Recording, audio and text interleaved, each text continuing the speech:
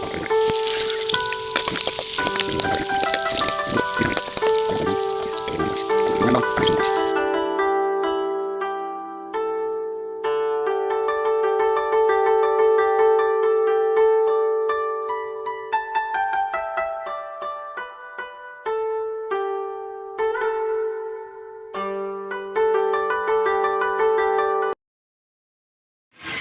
po ay na tayo sa school kasi nga po nakagaling natin ngayon po ay araw ng Lunes, kaya po may pasok.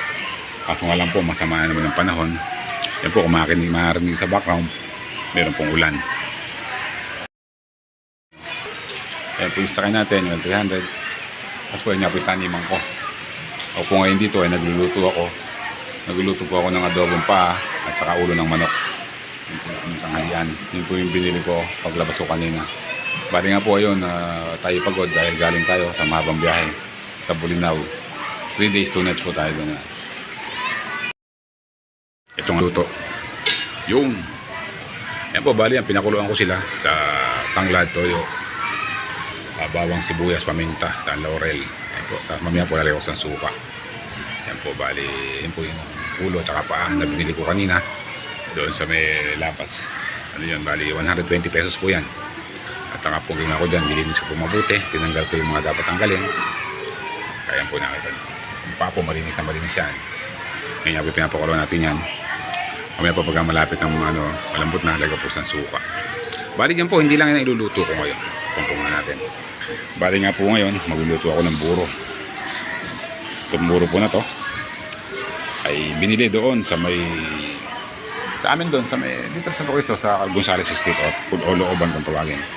Bali ito pong buro na to, ito po ay kakaiba dahil ito po ay may kulay. Ito po yung buro ng Nueva Ecija. Kakaiba siya, hindi po katulad sa ibang lugar na ang buro ay walang kulay. Dito po nasanay yung Nueva Ecija sa may kulay na buro. Bali yan po, ito pong isa na to ay 50 pesos isa. Bali ito nga po ay tatlo, kaya ito po ay 150 pesos yung tatlo na yan. Ito po ay binili talaga sa manggagawa. Hindi po kasi lahat ay sanay gumawa nito. Iba po kasi pag gumawa nito ay hindi masarap. Pero dito po sa binibila namin dito, ito po ay subok na, hindi masarap. Bali yung ginamit pong isa dito ay tilapia. Yan po, nakaliyak na po yung gagamitin ko sa buro na yan. Tulad po itong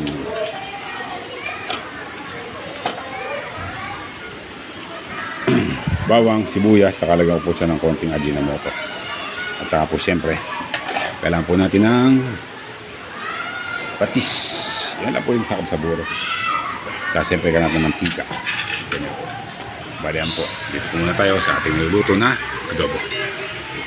Maya po ito ilalagay ko ng suka. At para po siya ay maluto na. Pwede na po siyang hanguin. Kasi nga po, medyo malambot na siya. Mabilis na po palambutan ito. Dahil nga po ito ay bantres or 45 days chicken. Ayan po.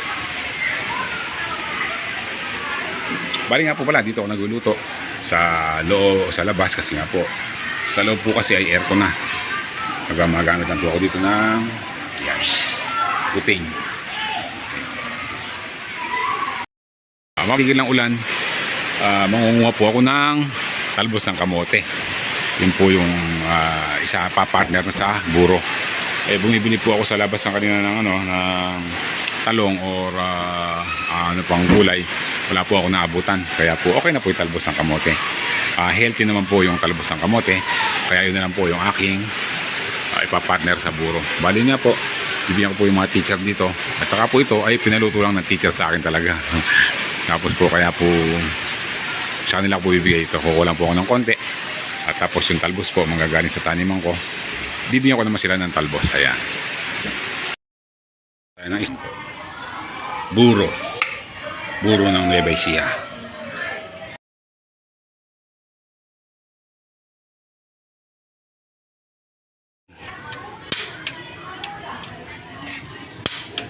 Ay mabuksan ang kalan. Painit ng konti at saka sabay lagyan ng mantika. Painitin lang, may painit natin mantika. At gigisa na po natin yan. May po natin ilagay yung bawang, tapos mga sibuyas. Ang pagkakaiba po ng buro ng Nueva Ecija, sa buro ng Pampanga o ibang buro. Sa ibang lugar po, gumagamit po sila ng luya at kamatis. Pero dito po sa Nueva Ecija, dahil hindi sila sanay sa ganon, ito lang pong bawang at sibuyas. Yung gagawin po natin sa bawang ay i-overcook po natin para mas masarap.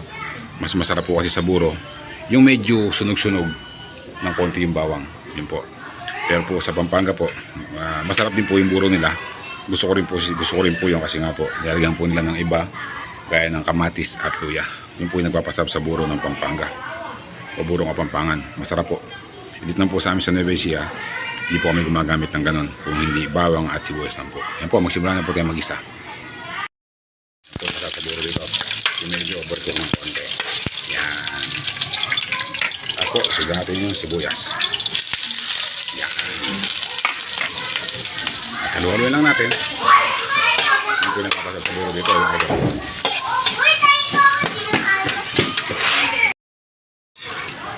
Igisa lang po ng mabuti. At kapag kayo yung sibuyas ay lumabas na yung kanyang aroma, pwede na po natin ilagay yung buro. Napakabango. Napakasarap. Pero lalagyan po muna siya ng patis para yung patis ay maluto din or mag-isa. Tantiameter lang tayo dito. Hindi na po natin kailangan dito ng marami pang takal-takal. Sanay po tayo sa tansyahan lang. Tansyahan. Ito pong lalagay ko pala ay hindi na maraming patis kasi nga po ito ay buro, medyo maalat na po ito. Kaya po, konti patis lang okay na. Yan, lakas natin apoy. Maganda pong magluto kapag malakas ang apoy. Yan. Kung may pisik-pisik ka. Sarap to. Yan, tatay, iba po yung aroma ng bawang ay medyo overcook. So po niyan, lalay ko na yung buro. Yung buro, ngayon po ay atin itong sasangkutsahin. Yan ay pagluluto ng buro. Burong Nueva Ecija. Simple lang pero masarap. Yung sa Pampanga po kasi, sabi ko nga sa inyo, nalagyan nila ng kamatis at luya. Pero masarap din po. Kaya dito sa Nueva Ecija po, yan, amoy pa lang ay ulam na. Yan, napakasarap. Sa sabaw, pakukuloy po natin at dudurugin po natin yung mga laman ng tilapia o yung laman ng isda. Habang nagpapakulo po ako dito, kukuha naman po ako ng talbos ng kamote sa aking taniman. Taniman po ako makukuha ng talbos ng kamote. Yung mga talbos ng kamote ko po dito ay ube. Yan po, dadagdagan ko po yung kukuhanin ko kasi nga po marami pong kakain niya. Pumunga po tayo. Madali lang pumunga ng talbos.